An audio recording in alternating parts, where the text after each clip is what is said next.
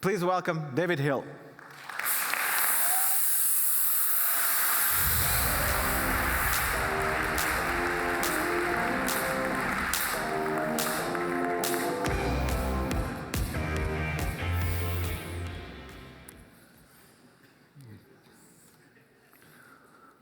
Okay, we'll just get set up here.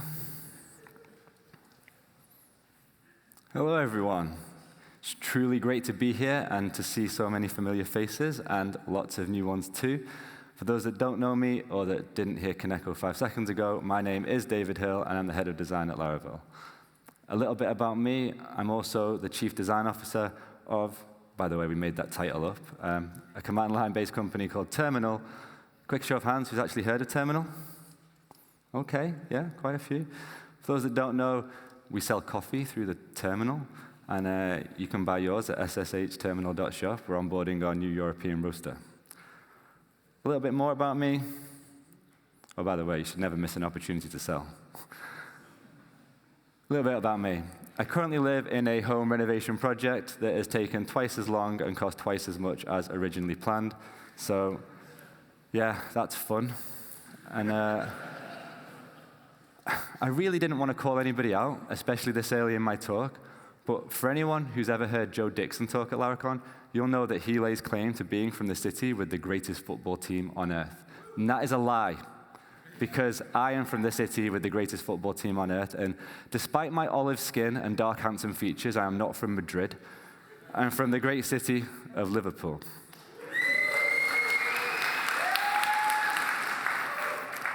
Wow, that is a bigger reaction than I thought. Nice. And in my spare time, when I'm not being paid to design, I like to kick back, relax, and unwind by designing. It truly is. But that is enough about me. Let's jump in. So, my talk, Designing Laravel.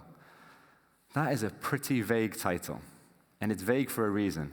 It's vague because when I first pitched the idea of this talk, I wasn't exactly sure what I was going to talk about, so I gave myself a little wiggle room.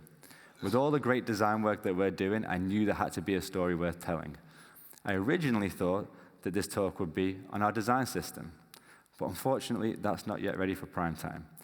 You see, when I first joined Laravel in June of last year, so about 8 months ago, it was just me. I was the first and only designer. But since then, we've grown to a team of 5 full-time designers.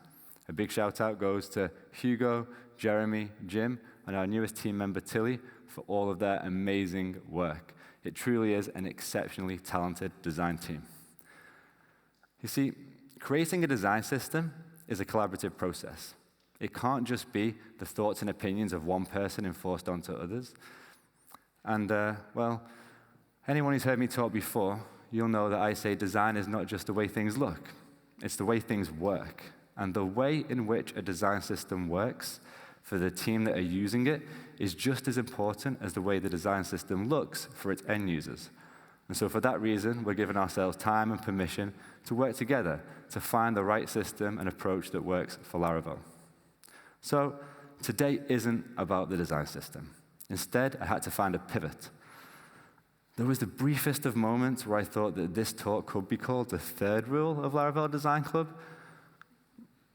But after months of constant rule breaking by some members of the community and some more than others, Mr. Florian Beer, I decided against that one.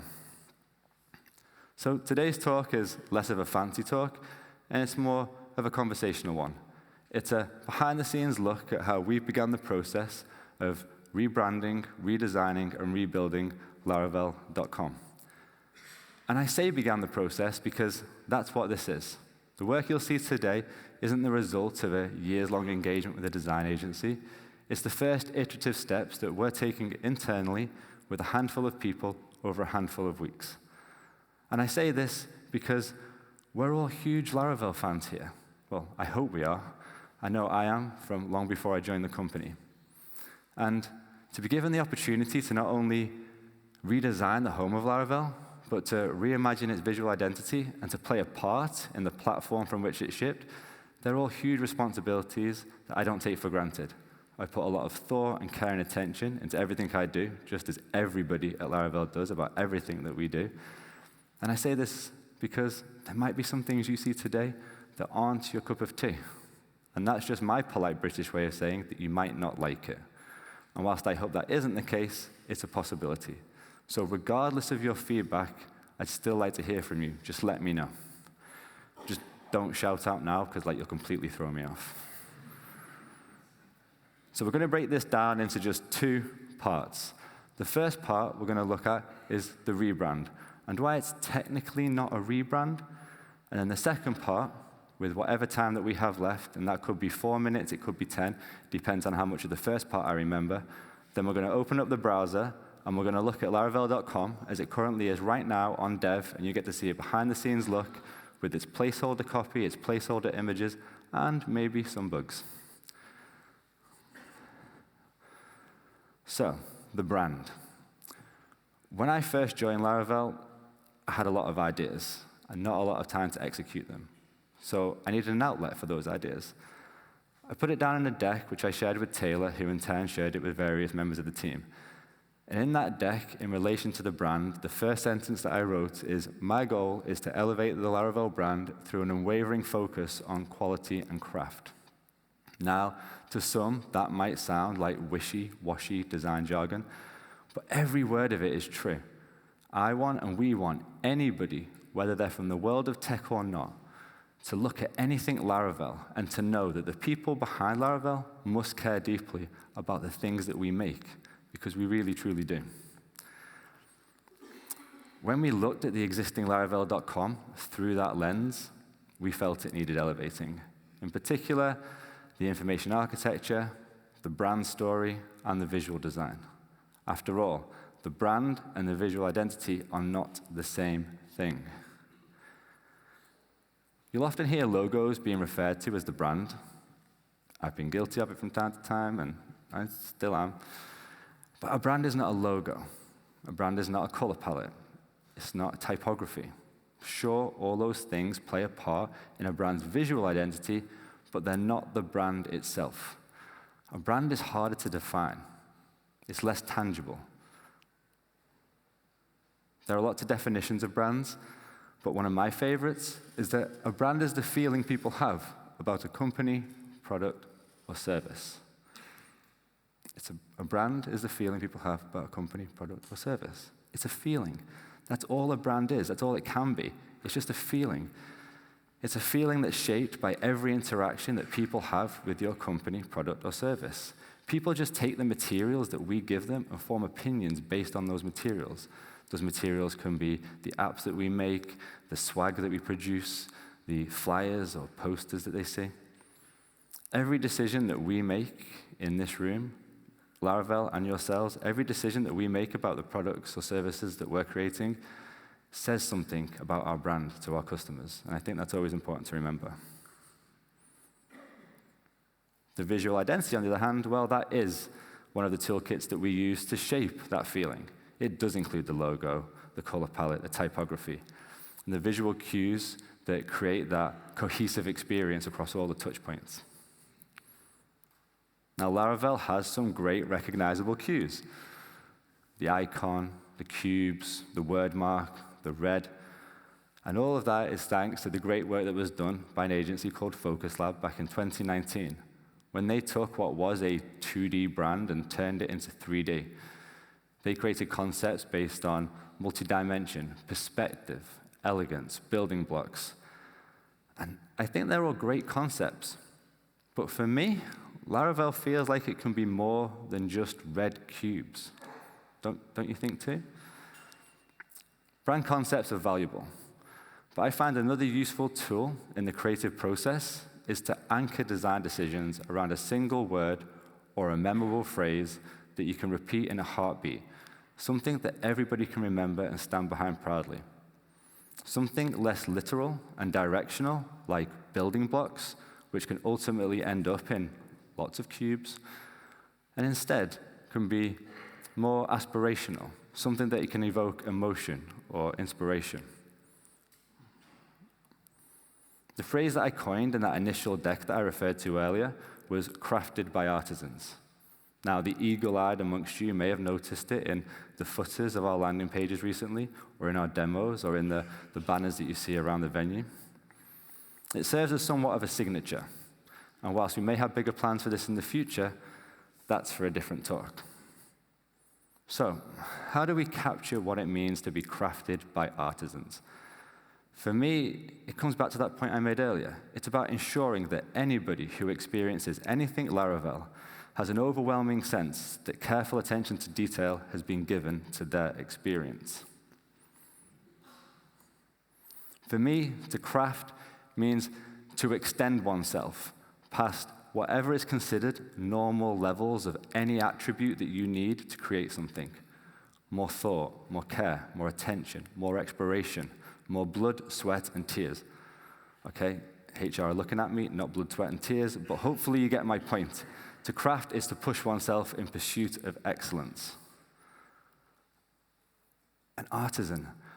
I truly think it's amazing that we have this word in the community. I think I heard Taylor once say in conversation that he included it in his very first Laravel tweet. So for it to still be here and play such a strong part of the community is, I think, a wonderful thing. I love that it's made its way into the framework, onto merchandise, and it's even made its way onto coffee, where you can buy yours at sshterminal.shop. Remember, never miss an opportunity to sell.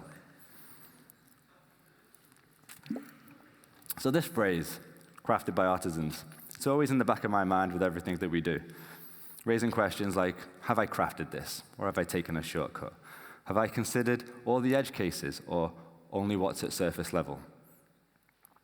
Now, if this was a fancy talk, which it isn't, but if it was, then this is the part of the talk where I might ask you to think, what's your word or phrase that you can anchor your design decisions around? Something that helps to keep you accountable.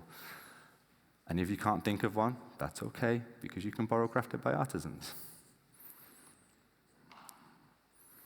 Using this way of thinking, we started to apply it to the redesign. We wanted the redesign to feel like change, because Laravel has undoubtedly experienced change. The team has grown significantly, as have our product goals and our ambitions. But at the same time, not everything has changed. Laravel still has the same values, the same character, the same care for the community. If anything, those things have grown too. Therefore, this piece of work in reimagining the visual identity was less about revolution, and it was more about an evolution. It was less rip it up and start again, and it was just about how do we take what we have and just make things better. Knowing that, and knowing that the concepts you'd want to build on were already there, like building blocks and multi-dimension, it meant the threads that we'd have to pull on to create that familiar change, well, they wouldn't be far away. I looked further back in time to see what inspiration could be drawn from previous versions of Laravel.com. Now, for some of you, this may be a blast from the past. For everyone, it shows how far Laravel has come. And there was one small thread in particular that caught my eye. Can you see it? Of course you can't. The text is far too small. How about now? No? Still no? It said development should be a creative experience. Now, maybe this just caught my eye because it uses the word creative. But I don't think this is something that Laravel says anymore in its .com. Now, we all know, and we say, that Laravel is the most productive experience. And while development can be systematic and logical and pragmatic, to create anything meaningful, to solve problems, to create memorable experiences, you need creativity. Now, it doesn't look like much, but it made me think. And if you haven't noticed, I like words a lot, because I think they spark imagination. Now, let me just jump in here. The meaning of creativity. I like to look at the meaning of words. Even if I think I know what the word means, by looking at the definition, it can spark new ideas. For example, part of the meaning of creativity is to make something meaningful, whether it's a piece of art, a solution to a problem, or an innovative product. Now, solutions to problems and innovative products, that's what we all strive for. But what about pieces of art? Probably not. But what if we did? What if everything Laravel made could be considered a piece of art? What if it could be considered a piece of art in the sense that you'd want to keep it, put it on your desk, place it on a shelf, or hang it on a wall? And there it was, the seed of an idea. Everything that we create should be art you could hang on a wall. Now, trust me, I know it sounds like a crazy idea. As the person who's standing on a stage in a room full of people saying it, it sounds even crazier. But as Sir Johnny Ive says on the topic of ideas, and I'm actually going to read this out in its entirety because I think it is so good and so powerful. Before I do, I'm going to warm up with some water because it's a mouthful.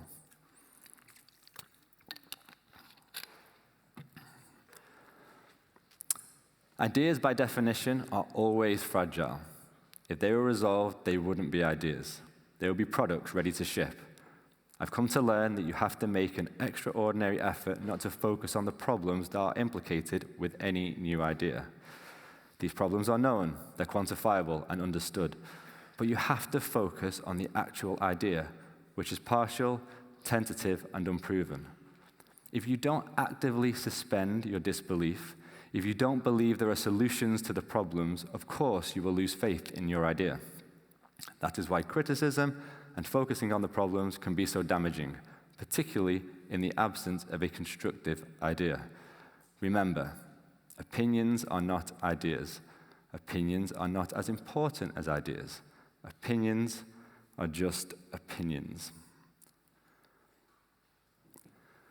So, if we suspend disbelief and criticism, just for a moment, what would this idea look like if we pursued it?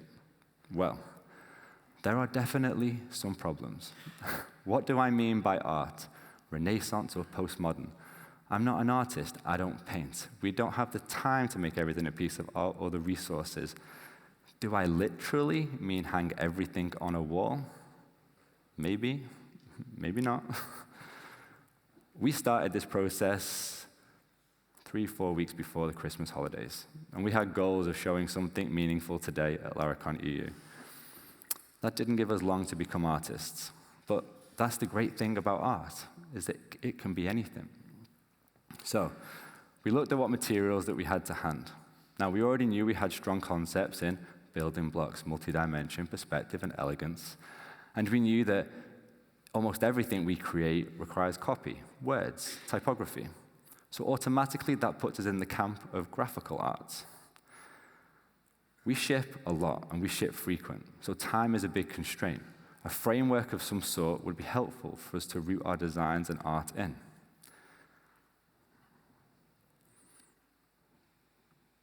So the challenge was create a visual language that could look and feel consistently like Laravel, but had creative freedom, one that we could embed imagery and art into. Now, there is a framework that has been used for decades by graphic designers. It's a little bit of a cheat code, and its outcomes can be subtle or extreme, and it beautifully balances typography with imagery. That framework is called Swiss design, or as it is sometimes known, the International Typographic Style. Swiss design, as you might expect, originated in Switzerland in the 1940s, and it came in response to the decorative and superfluous design movements of Expressionism and that pesky Art Nouveau. I bet no one thought they were going to hear Art Nouveau at a PHP conference. Well, there you have it. But Swiss design is rooted in grid-based layouts, typography, and minimalism, the cornerstones of all great design. And using a framework such as Swiss design would give us structure, consistency, and help us to organize the content and ensure visual consistency, while providing a way to embed creative elements unrestricted by style or the medium in which they're experienced. Swiss design would work well across print or digital, and it can be dialed up or dialed down accordingly. For example, dialing down the grid system on a website to be fairly simple, or dialing it up for a poster or print. We've started to push the original concepts of building blocks and perspective, and at times we've used these concepts to create functional, illustrative designs. For example, using different depths of cubes to create 3D hierarchy within the ecosystem components. At other times, using cubes to create art. We've gone beyond standard red cubes by leaning heavily on isometric grids to create perspective, and we've introduced more color. But don't worry, we're still red. So, this is the part where I'm going to jump in, and with the remaining 6 minutes, okay, we're doing good. We're going to jump into a design review. This is the part where I'm just going to run through the website. As it currently is as if I was recording a Loom video for Taylor. With 6 minutes left, you might have to imagine that you're listening to it at 1.5. So I'm just going to switch over here.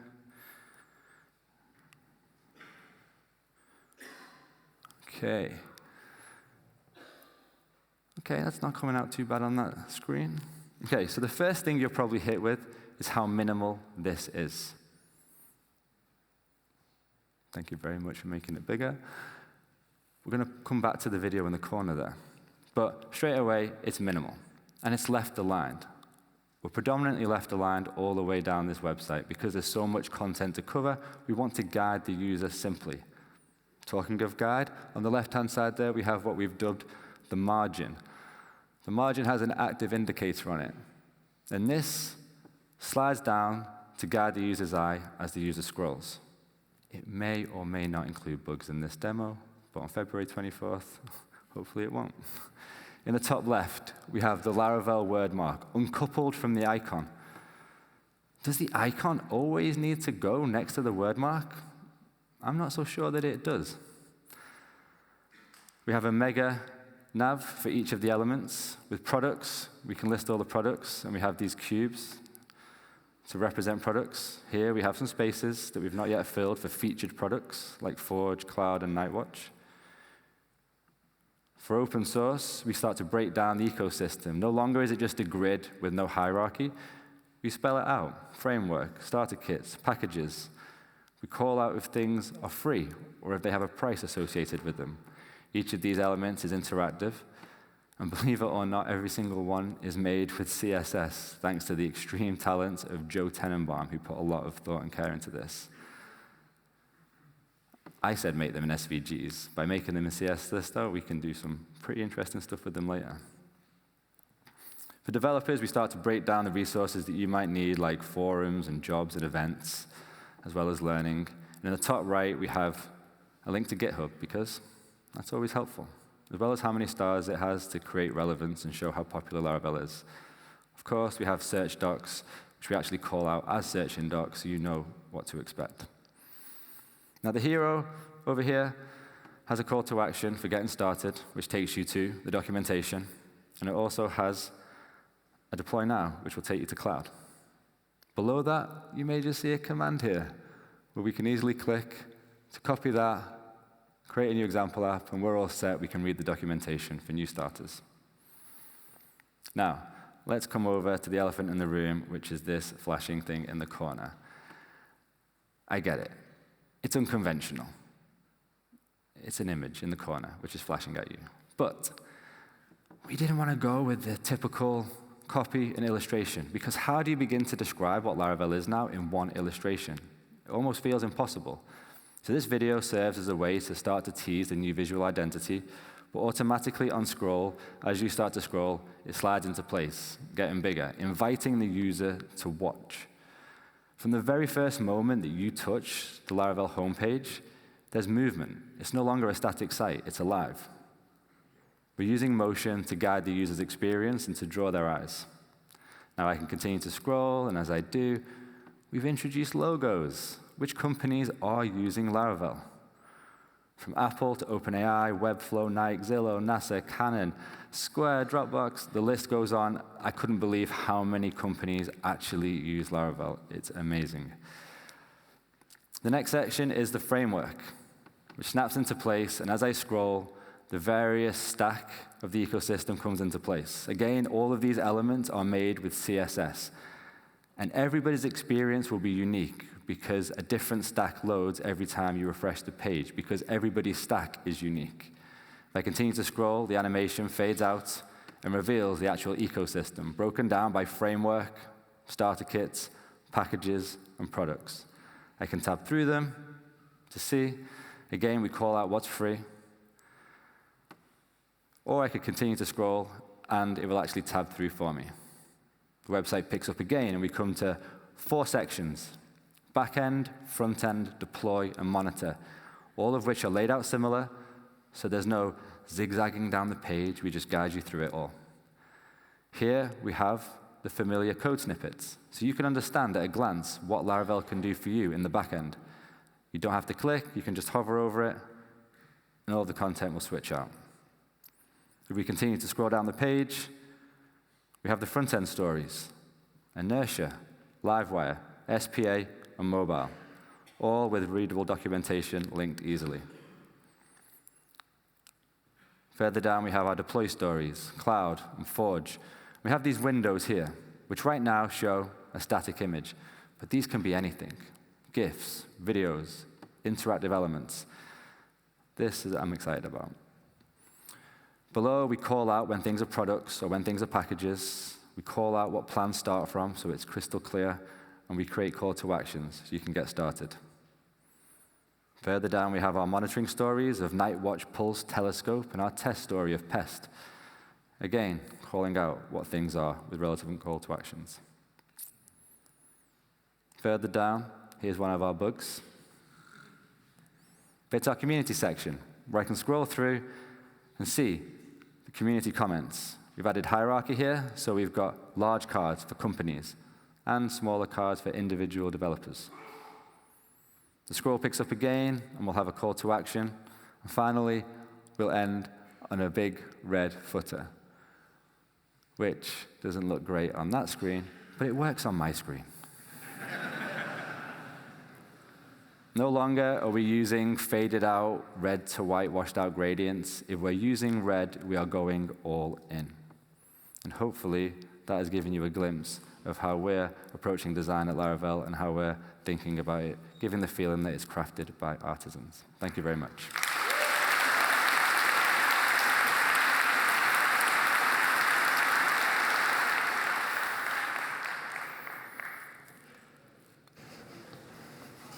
Hello. Hey. Got 2 questions. I can see everybody now. I couldn't see anything. No, they are starving. That's why. First question. So, Yonan is asking, where did you find a water bottle with a cap off? Oh, I've only seen one talk so far, and I saw wrestling with the lid, and I thought that's awkward. So I stole it from the hotel, and I ripped it off so I didn't have to fiddle. Okay. Now we find the trick. And Mario is asking, what did you do as an inspiration to design the new Laravel identity? Have you looked for pretty stuff? Oh, see, I knew you would sneak that in. I think hopefully I mentioned, I find inspiration. You can find inspiration in other people's visual design, and of course we all do. I do all the time. But sometimes if you start from there, then you can just end up copying. I think if you start with words, they're also just as, Pretty much like refactoring. Yeah. Just refactor on design. Yeah, exactly. Okay. But thank you. Thank you for the amazing job so far. The Laravel is pretty as possible. Sorry. Thank you. Bye. A round of applause for David.